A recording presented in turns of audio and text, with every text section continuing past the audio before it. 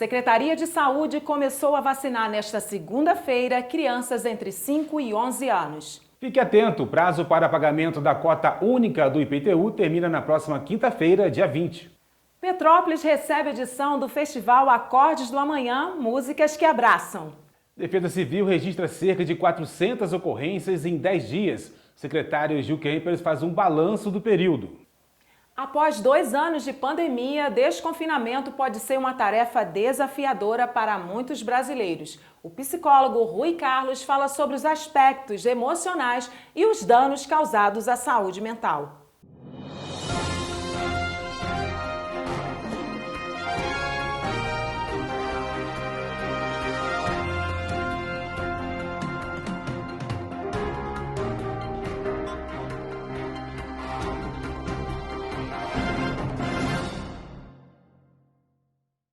Olá, seja bem-vindo. Eu sou Ronaldo Saldanha, jornalista, diretor executivo aqui da Vila TV e hoje está começando o nosso primeiro telejornal, o Vila TV Notícias, que vai ao ar todos os dias, de segunda a sexta-feira, às 22 horas. E para esse desafio, convidei a minha amiga jornalista Eveline Ventura. Eveline, olha que desafio a gente tem pela frente, hein?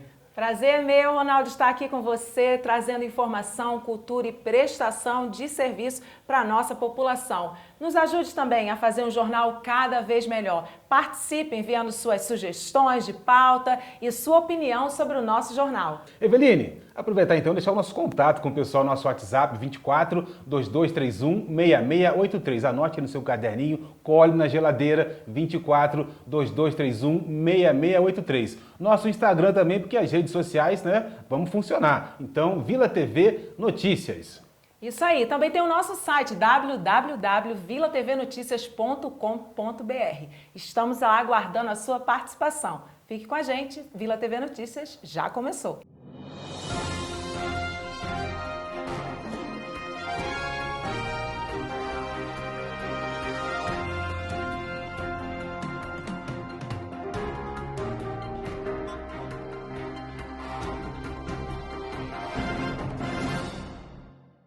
Segunda-feira, 17 de janeiro de 2022, começando o nosso Vila TV Notícias. Pagamento do Imposto Predial Territorial Urbano, o IPTU, até o próximo dia 20, é uma boa oportunidade para o petropolitano economizar. A Prefeitura de Petrópolis prorrogou o prazo para o pagamento do Imposto Predial Territorial Urbano, o IPTU, em cota única com desconto de 10%. Agora, os moradores de Petrópolis terão esse desconto até a próxima quinta-feira, dia 20 de janeiro. O secretário de Fazenda do município, Paulo Roberto Patuleia, explicou o motivo da prorrogação. O IPTU ele foi lançado a postagem nos Correios a partir do dia 15 de dezembro de 2021. Nós assumimos o governo em 20 de dezembro de 21, então já estava todo esse carnê 2022 já postado no Correio para entrega. Ao assumirmos o governo, nós então verificamos no planejamento que houve um equívoco na data de vencimento do dia 6, desrespeitando um direito do cidadão trabalhador que recebe no quinto dia, que seria dia 7. Razão pela qual o prefeito sabiamente prorrogou esse prazo para 20 de janeiro de 2022, a cota única com desconto de 10%. Então eu conclamo a população petropolitana que contribua com o município, que pague dentro da sua disponibilidade de caixa o IPTU em cota única com vencimento prorrogado para 20 de janeiro com 10% de desconto. O secretário de Fazenda faz um pedido à população petropolitana. Eu acho que é importante o petropolitano, nesse momento difícil, inclusive, que a cidade atravessa, que ela está toda machucada com essas chuvas que está havendo na nossa cidade, que o povo realmente tenha, dentro da sua disponibilidade, o exercício de cidadania, podendo contribuir com a administração do governo Rubens Bom Tempo, pagando o seu tributo em cota única com 10%. Eu tenho certeza que nós vamos reverter esse tributo para a educação e para a saúde, na melhoria da prestação do serviço, inclusive do serviço público. A criação de novos polos de atendimento é uma novidade este ano e vai facilitar a vida do contribuinte. O petropolitano também pode acessar o site www.petropolis.rj.gov.br e baixar a segunda via do documento. Basta ele acessar o site do município de Petrópolis, na Secretaria de Fazenda. Lá vai ter um linkzinho, prorrogação do IPTU para 20 de janeiro. Ele clica ali, despreza o carnê em poder dele, se ele assim optar pela cota única com desconto de 10% dia 20 de janeiro. E ali ele vai emitir a sua cota única, o seu boleto de cota única para pagamento de 20 de janeiro com desconto de 10%. Secretaria de Saúde começou a vacinar nesta segunda-feira crianças entre 5 e 11 anos com comorbidade e com deficiência. O governo do estado enviou para Petrópolis cerca de 1.200 doses, sendo que o município tem mais de 26 mil crianças nessa faixa etária para serem vacinadas. O primeiro lote da vacina Pfizer contra a Covid-19 para crianças chegou ao Brasil na última quinta-feira, dia 13. E 1.248.000 doses já foram distribuídas pelos estados. Petrópolis recebeu cerca de 1.200 doses.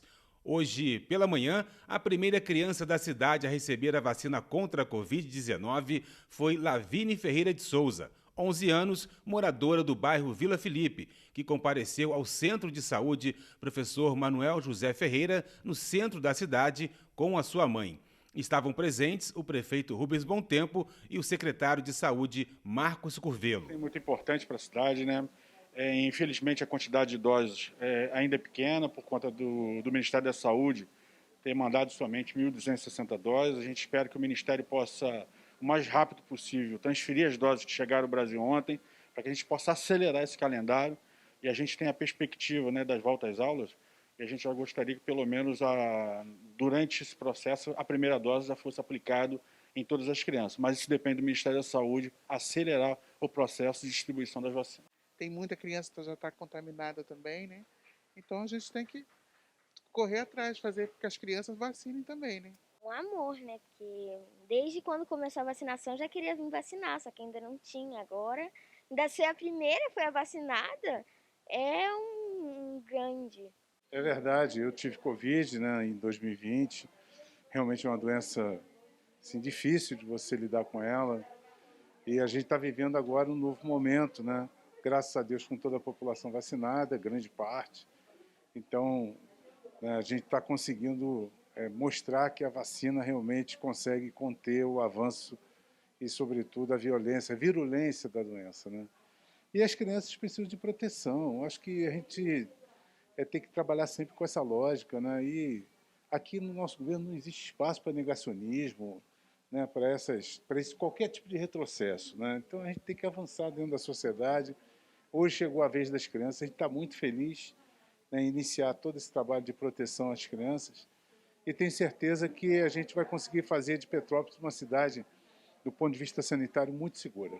E a nossa repórter Ana Beatriz tem mais informações sobre o calendário de vacinação infantil. Oi, Eveline, como você disse, foi aberto no último sábado, dia 15, o cadastro da vacinação para crianças de 5 a 11 anos contra a Covid-19. O cadastro deve ser feito pelo site da Prefeitura, www.petropolis.rj.gov.br. A campanha de imunização para este público começou hoje, segunda-feira, dia 17. Essa primeira etapa tem como objetivo alcançar crianças com deficiências e comorbidades. Segundo a Secretaria de Saúde, o governo do estado enviou 1.650 doses para o município, que tem cerca de 26 mil crianças nessa faixa etária. De acordo com o secretário de Saúde, Marcos Curvelo, as equipes técnicas estabeleceram um calendário e um cronograma para garantir um processo de imunização organizado. Hoje, dia 17, crianças com 11 e 10 anos. Amanhã, dia 18, crianças com 9 e 8 anos.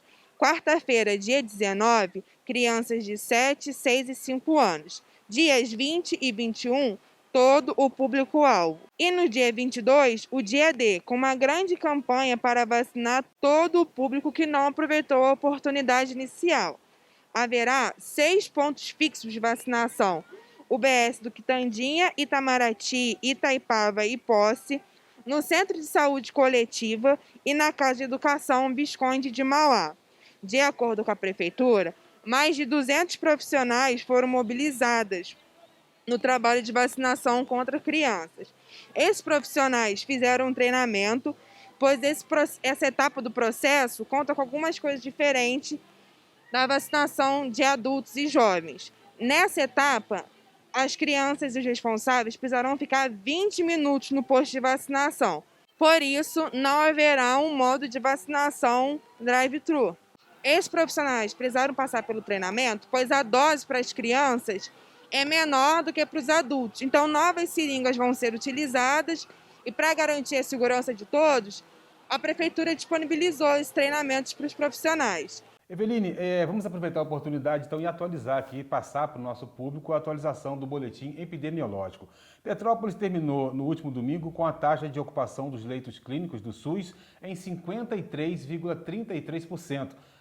16 internações. Eu acho que está subindo, Eveline. Com certeza, né? A gente já tinha visto aí uma queda nessas internações Final do ano, se não me engano, tinham zerado no final do ano, né? É verdade. E aí, assim, ainda se fala em carnaval. Aqui em Petrópolis, graças a Deus, né, foi cancelado o carnaval. A rede privada registrou 5 internações clínicas e 2 em terapia intensiva.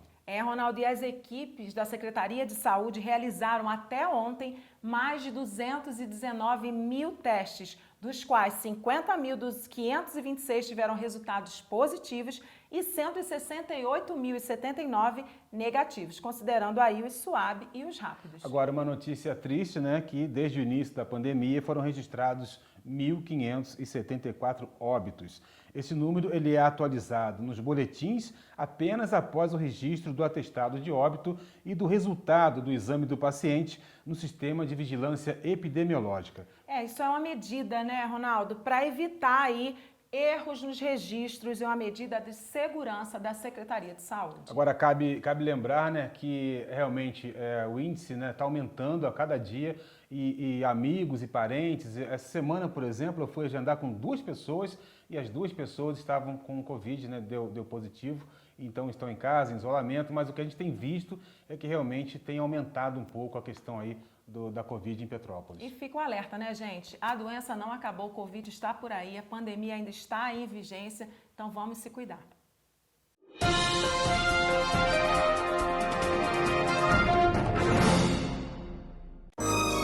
Cuide do seu animal. A saúde dele depende de você. Clínica Veterinária Bicharada. Dermatologia, clínica geral, cirurgias, criocirurgias e exames sanguíneos realizados na hora. Carinho e bem-estar para o seu animal de estimação. Clínica Veterinária Bicharada. Estrada União e Indústria, 10.661, Itaipava. Telefones 2222-8080 e 2222-2554. Clínica Veterinária Bicharada.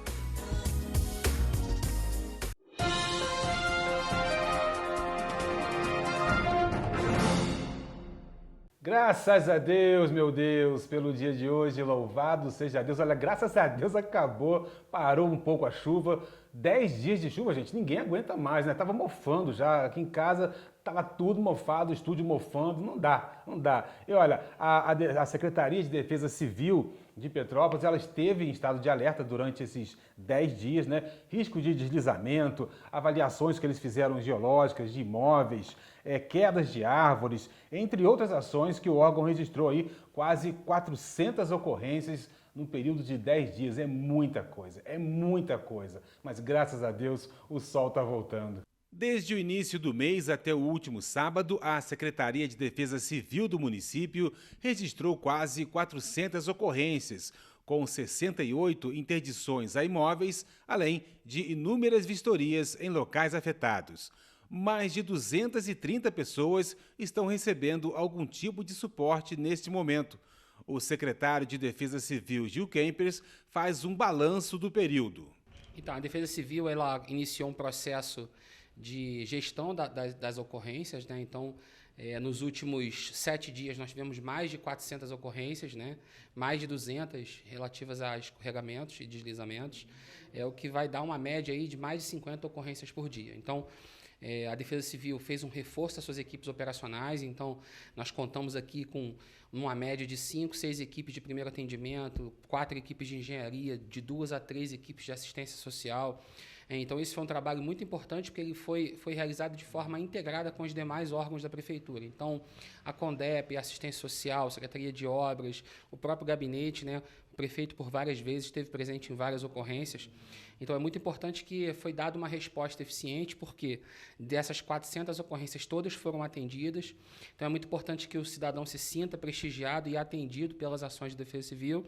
E esse foi um trabalho árduo, mas muito gratificante, porque nós, apesar desse volume enorme de ocorrências, nós não contabilizamos nenhum óbito. Então, isso é o fundamental, que é a nossa função primordial, que é salvar vidas e proteger bens. O secretário ressaltou a importância e o papel do poder público junto às comunidades, dialogando e orientando os moradores. Ainda de acordo com os Gilcampers, a participação da população e a atuação da Defesa Civil em diversas localidades tem surtido efeito positivo. Esse é um processo compartilhado, né? Então, o entendimento de que a coisa pública ela é de todos, né? Todos nós somos responsáveis. Então, esse é um processo que ele vem melhorando essa cultura e o aumento da cultura do desastre, ou seja, a gente entender e aumentar essa percepção de risco, ou seja, nós estamos em mais de 30 comunidades com os nossos núcleos de defesa civil, o que isso aumenta a percepção de risco e aumenta principalmente a comunicação das comunidades com a defesa civil. Então, é uma forma atuante de trabalhar em que a gente vem desenvolvendo vários projetos importantes que visam diminuir essa distância entre o poder público e as comunidades. Então, é importante ressaltar que esse é um trabalho que ele acontece o ano inteiro e quando esse trabalho é eficiente, principalmente na comunicação, em deixar a população ciente das orientações de risco, a possibilidade de você ter uma tragédia com vítimas fatais é muito menor, porque ao aumentar a percepção de risco da população, você torna essa população mais resiliente, ou seja, o impacto natural é impossível de ser evitado. Você não consegue evitar a chuva,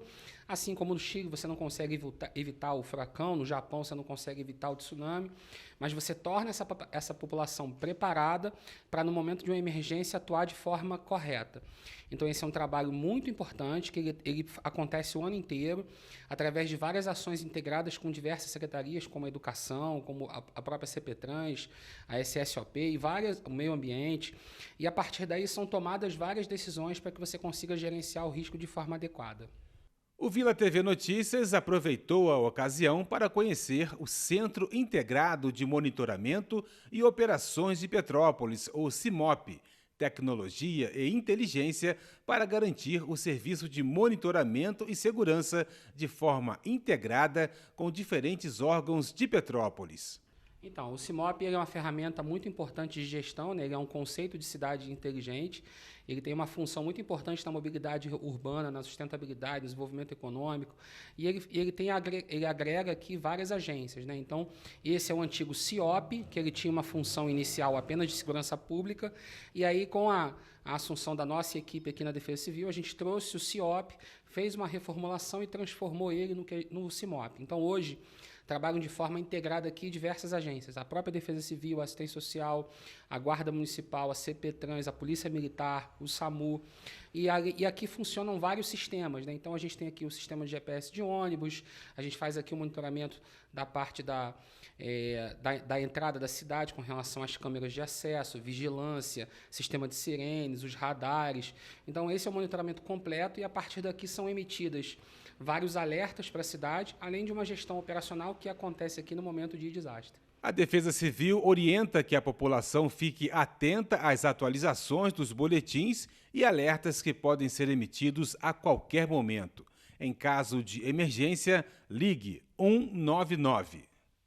Olha, saúde mental em tempos de pandemia. De acordo com o psicólogo Rui Carlos, medo, crises de pânico e depressão, aliados à falta de exercício e também com novas experiências que as pessoas passaram a ter, né, com a pandemia, com o confinamento, somatizam para um desequilíbrio emocional e psicológico. Para o psicólogo, é preciso um processo de adaptação da mente para a retomada das atividades. Voltar à normalidade e ao convívio social após 2 anos de pandemia pode ser uma tarefa desafiadora para muitos brasileiros.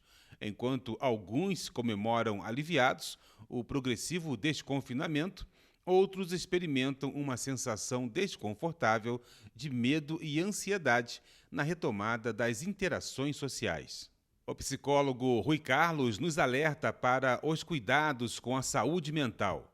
De acordo com o profissional, medo, crises de pânico e depressão, aliados à falta de exercícios físicos e novas experiências com o confinamento, somatizam para o desequilíbrio emocional e psicológico. Isso vai depender muito, né, de como a pessoa conduziu esse processo nessa relação tempo-espaço, né? Se ela conseguiu interferir frente a essa situação, por exemplo, não se identificando completamente com medo, né, ou criando uma certa separação daquele medo em alguns momentos para que ela possa manejar e se perceber de uma forma mais livre, né, de como lidar com aquele estresse, com aquela situação de risco, de adoecimento, com a notícia da perda de alguém. Se ela se deixa tomar por esse medo, ela passa a ter, por exemplo, oportunidades de pânico, né, de crises depressivas.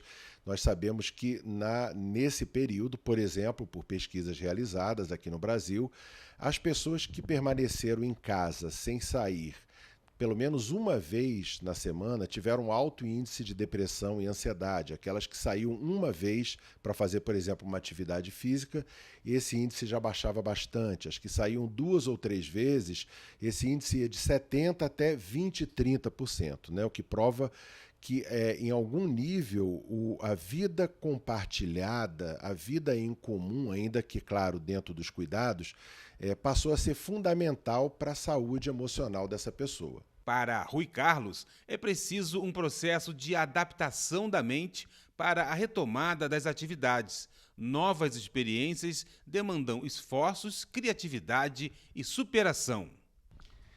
É muito importante a gente entender, né, que nesse processo do isolamento, principalmente numa situação que envolvia e ainda envolve riscos, né, de morte, de adoecimento, processos relacionados à finitude humana, isso é algo que desperta muito a sensação de falta de controle, de impotência das pessoas, né?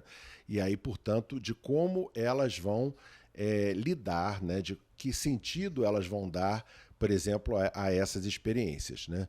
Em termos de sobrevivência, o próprio cérebro ele se adapta àquela situação, né? Porque o ser humano possui, assim como todos os animais, uma capacidade de se adaptar a circunstâncias até limitadoras e torná-las algo um pouco mais comum, né? Banalizando elas de forma a não entrar em conflito seguido com aquilo que falta àquela pessoa. E muitas das vezes esse processo adaptativo depois ele vai dificultar uma mudança até no sentido de retorno à vida social, de retorno ao trabalho presencial, ao contato com os amigos, por exemplo. Psicólogo alerta ainda para o uso excessivo de novas tecnologias e como manter um trabalho remoto saudável. Isso é muito importante, né? Porque desde o início da pandemia a gente vem falando sobre a necessidade das pessoas manterem um grau de rotina, de organização nas suas casas, né? Já que elas perderam isso, essa rotina cadenciada dos horários externos, das atividades, da quantidade de atividades. Então, no trabalho remoto, especialmente, primeiro a pessoa ela fica na tela durante muito tempo. Essa imersão na tela para o cérebro é uma das fontes de ansiedade, por exemplo, né? É uma das fontes de irritabilidade, algumas pesquisas demonstram isso, assim como traz problemas para o sono, porque é um grau de iluminação constante, o cérebro entende que é dia a maior parte do tempo, levando em conta que muitas pessoas levam o trabalho além do horário que normalmente o fariam numa situação presencial, pela própria facilidade de estar em casa. Então, essa quebra desse limite, né, de territórios entre a vida pessoal, a vida profissional, a vida familiar, passou a ser motivo de grande desordem para algumas pessoas, né, que começaram, por exemplo, a terem a sua vida pessoal invadida ou misturada com as situações de trabalho. Então é muito importante com a pessoa numa situação remota que ela tenha um local próprio do trabalho, às vezes até que ela coloque uma roupa, né, onde ela assuma aquele papel do trabalho e que no momento em que ela consiga se desligar do trabalho, ela efetivamente consiga fazer isso, tirando aquela roupagem, vamos dizer, o seu papel profissional e possa então se voltar para a sua família, para os amigos, de forma a manter cada papel no seu lugar. Para Rui Carlos, crianças e adolescentes também sofreram danos psicológicos com a pandemia. Falta de interação com outros jovens ou até mesmo uma imersão ainda maior em jogos eletrônicos causaram perdas de habilidades sociais. Por exemplo, crianças que hoje manifestam medo, né, do retorno à escola, né, porque as crianças puderam perceber e processaram essas informações quanto aos riscos de que um idoso pode vir a óbito, né, de que um familiar faleceu, né, e a criança tem uma dificuldade de dimensionar o tempo como o adulto faz. Então ela pode imaginar que isso pode acontecer com qualquer um a qualquer instante. Ela não tem essa dimensão de risco que o adulto tem, mas que percebe que há situações relativas, né? Dependendo da idade, das comorbidades, a criança não tem essa quantidade de informações e nem maturidade para processar isso, né? Então, eu tive uma experiência em que um conhecido meu foi ser Papai Noel e a criança chorava muito porque ele estava vivo, porque ela acreditava com 7 anos que ele podia ter morrido de Covid, porque ele não havia aparecido no ano passado. O que chama atenção quanto à percepção que as crianças fazem dessa realidade que a gente não pode desconsiderar, principalmente hoje no retorno às aulas, porque muitas ficam assustadas com o contato, com a aproximação, com os abraços, né? A expressão afetiva é muito comum entre as crianças, então elas precisam ser ouvidas, isso precisa ser conversado com elas. Assim como os adolescentes, nós tivemos muitas experiências interessantes, porque muitos, sempre acostumados à vida das redes sociais, começaram a sentir falta exatamente do contato presencial e começaram a se desinteressar de estar somente na tela do computador, de um celular, né? Por outro lado, outros adolescentes emergiram ainda mais na experiência de jogos, né, que a gente sabe que quando de uma maneira continuada faz com que a pessoa perca, né, habilidades sociais, né? O isolamento, de um modo geral, ele levou as pessoas a perderem habilidades de contato, de negociação, né, de lidar com conflito, de lidar com uma situação nova. As pessoas começaram a ficar irritadas com essas novas experiências, especialmente os adolescentes, que então, dentro daquele mundo, vamos dizer, confortável, do qual eles têm controle, eles passaram a se assustar e muitas das vezes não quererem mais o retorno à escola, à universidade, né? Porque aquele dimensionamento ali é um dimensionamento de um tempo aberto, de um tempo confortável, onde eles podem manejar toda a situação e na vida social essa situação lhes é muito mais exigente, muito mais provocadora. Então eles precisam ser ouvidos, né? Precisam conversar em família sobre esse assunto para que possam ir se soltando e encontrando formas positivas e cuidadas de retornar à vida social em comum. E uma notícia boa, com o avanço da vacinação e a reabertura das atividades culturais, Petrópolis recebeu no último sábado a 2ª edição do Festival Acordes do Amanhã, Músicas que Abraçam. Desde seu surgimento, o festival leva a música ao encontro das pessoas. O retorno ao estado fluminense propõe um festival presencial. Teatros, praças, mercados e parques serão palco para 100 apresentações e intervenções de artistas locais escolhidos por convocatória até o próximo dia 21 de janeiro em todo o estado.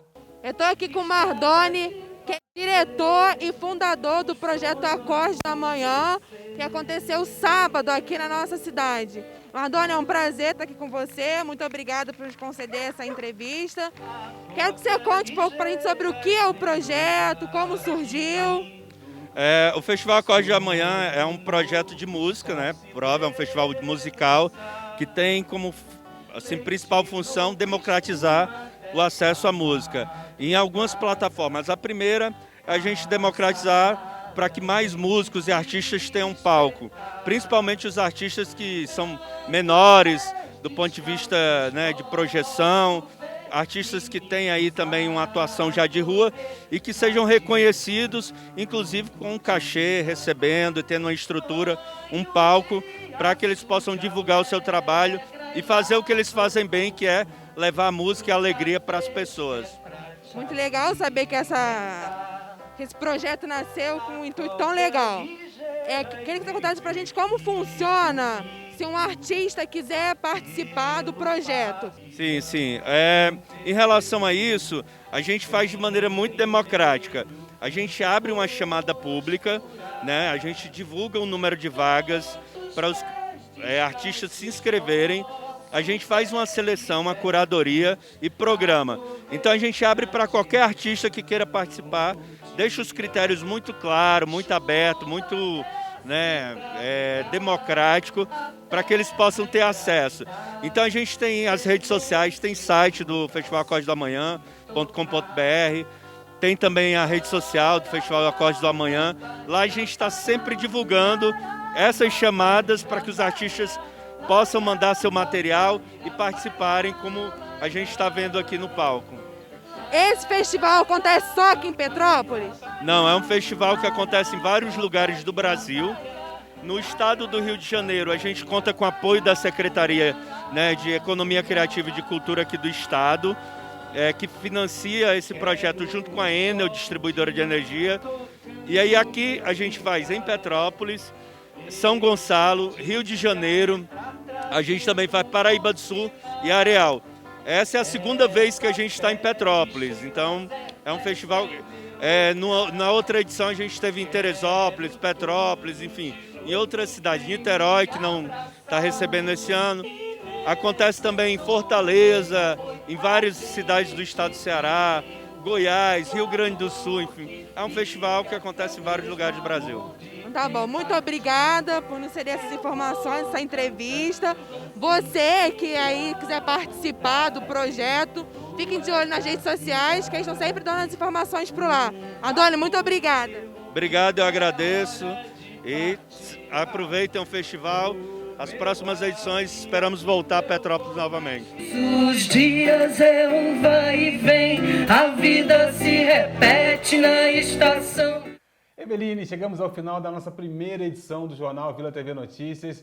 Olha, dá pena de terminar o jornal, porque estava tão bacana, tão gostoso e foi muito bom, né, Eveline? Foi ótimo. Não esqueça que amanhã a gente vai estar aqui também nesse mesmo horário, 22 horas. E temos um presente especial para você aí que acompanhou a nossa primeira edição, não é isso, Ronaldo?